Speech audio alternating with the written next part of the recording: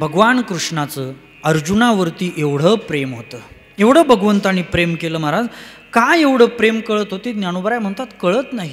आजी परब्रह्म हे सगळे भोगावया सदैव याचेची डोळे, कैसे वाचेचे हनलळे पाळीत असे. हा कोपे की निवांतच आहे, हा रुसे तरी बुझावित जाये, नवल पिसे लागले आहे पार्थाचे देवा. महाराज अर्जुन जर रुसला ना, देव त्याची समजूत काढायचे. कोण? त्रैलोक्य नायक परमात्मा. एवढा अर्जुनावरती का प्रेम केलं? परी पाचाही आतू अर्जुना, कृष्ण सावियाची झाला अधीना, कामूक जैसा अंगना अपैता की. एखादा कामी मनुष्य आपल्या कामिनी बरोबर जसा आसक्त झालेला असतो ना, तसं भगवान कृष्ण अर्जुनावरती आसक्त झालेले होते. का एवढं का प्रेम केलं? त्याचं कारण आहे, अर्जुन भगवंताचा निस्सीम भक्त होता. भक्तो सीमे सखाचेती रहस्यम हे तदुत्तमम. अर्जुन भगवंताचा निस्सीम भक्त होता. आणि दुसरी गोष्ट, अर्जुन हा पापभीरू होता, पापाला घाबरणारा होता अर्जुन. आता तुम्ही आम्ही महाराज पाप करत नाहीत म्हणजे पापाला घाबरतो असं नाही बरं का. पापाला कोणीच घाबरत नाही. पाप व्हायरल होईल याला घाबरतात म्हणून लोक पाप करत नाहीत. महाराज अर्जुन मुळात पापभीरू होता, पापाला घाबरणारा होता. सर्वांना प्रसंग माहीत आहे. स्वर्गामध्ये अप्सरेनं इच्छा केल्यानंतर अर्जुन काय म्हणतोय?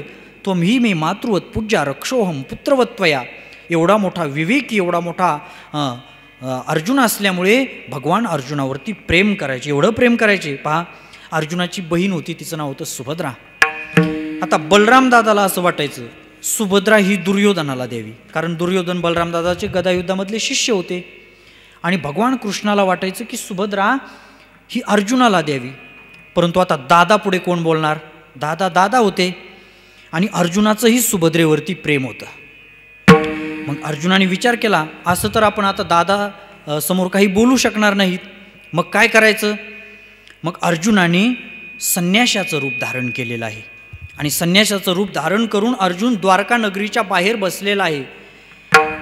आता लोकांनी विचार केला, आपल्या गावामध्ये साधू आलेले आहेत, बाबा आलेले आहेत. आता प्रकार असा झाला, अर्जुनाला नगरातले गावातले सगळे लोक माहिती होते. नावानिशी अर्जुन प्रत्येकाला ओळखायचा आणि सुंदर अशा प्रकारे संन्यासाचं रूप घेऊन आलेलं आहे. कोणी आलं की अर्जुन लगेच त्याच्या पाठीवर थाप टाकायचा, त्याला नावानिशी ओळखायचा. महाराज पूर्ण गावातले लोक खुश झाले. गावामध्ये चर्चा झाली, आपल्या गावामध्ये मोठे बाबा आलेले आहेत आणि बाबा मोठे अंतर्यामी आहेत. बाबाला नावानिशी प्रत्येकाला ओळखतात. कोणाच्या मनात काय चाललंय हे पण बाबाला कळतं. पूर्ण गावात चर्चा झाली महाराज. आणि ही चर्चा बलराम दादाच्या कानावर गेलेली आहे. बलराम दादा म्हटले, कृष्णा चल बरं, आपल्या राज्यामध्ये एवढे मोठे साधू आलेत, आपण त्यांचं दर्शन घेऊ.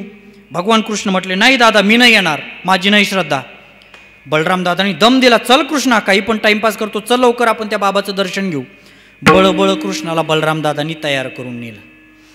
आता त्या ठिकाणी अर्जुनाने पाहिलं बलराम दादा आलेत. आता अर्जुन घाबरला, घाम फुटला, कारण बलराम दादा होते ते.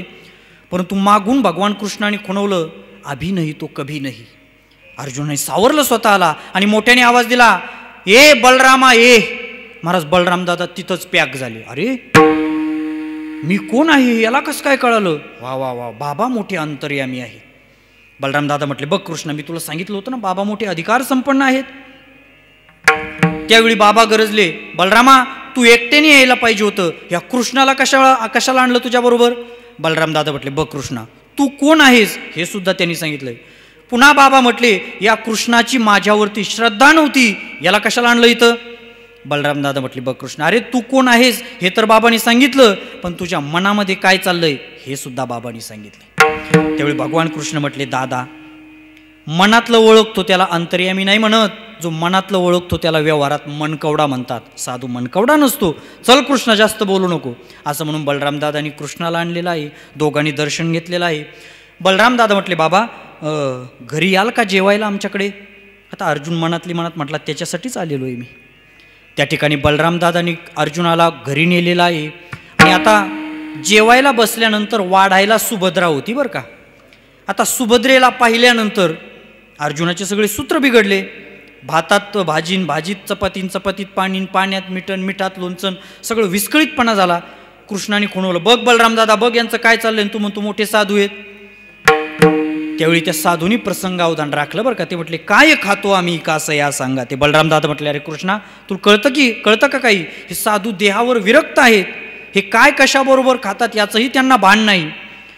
आणि असं म्हणून अर्जुनाचं लक्ष हे सुभद्रेवरती होतं. सर्वांचं जेवण वगैरे झालं, वामकुक्षी करत असताना त्या ठिकाणी साधू वेशातले अर्जुन झोपलेले आहेत. कृष्णाने अर्जुनाला उठवलं. अर्जुना, अरे तुला काही तर झोपण्यासाठी नाही बोलवलं, उठ, ते बघ रथ बाहेर तयार आहे, सुभद्रेला टाक रथामध्ये आणि जा पळून. आणि अर्जुनाने तसंच केलं महाराज. सुभद्रेला रथामध्ये टाकलं आणि इंद्रप्रस्थाकडे भरधाव वेगामध्ये अर्जुनाने रथ पळवलेला आहे. त्यावेळी सेवक धावत आले. दादा दादा दादा, घात झाला. काय झालं? दादा, आपली दिदी आहे ना. काय झालं दिदीला? दादा, आपली दिदी बाबांनी पळवली. बापरे, बलराम दादाच्या तळपायाची आग मस्तकात गेली. चला लवकर रथ तयार करा. भगवान कृष्णाने रथ तयार केला, रथ हाकायला बसले आणि बलराम दादा गदा धनुष्य घेऊन रथामध्ये बसले आणि अर्जुनाच्या पाठोपाठ रथ हाकायला सुरुवात केलेली आहे. आता अर्जुन हा रथही हाकायचा आणि मागं बाण पण मारायचा बरं का. पण बलराम दादाला धनुर्विद्येतलं काही येत नसायचं, त्यांचा बाण चुकायचा आणि अर्जुन मुद्दाम बाण चुकवायचा. त्यावेळी सुभद्रा अर्जुनाला म्हणते, स्वामी, तुम्हाला रथ पण चालावा लागतो आणि बाण पण सोडावे लागतात. एक काम केलं तर मी रथ हाकला तर चालेल का? कारण माझ्या दादानी मला लहानपणी रथ चालवायचा शिकवलेला आहे. अर्जुन म्हटलं, हरकत नाही. असं म्हणून सुभद्रा रथ चालवायला बसली. आता हे पाहिलं कृष्णाने. कृष्ण म्हणतोय, दादा, पुढं पाहिलं का काय चित्र आहे? काय? आपली दिदी रथ हाकती. हा हाकत असेल म्हटलं, तू शिकवलेलं आहे तिला.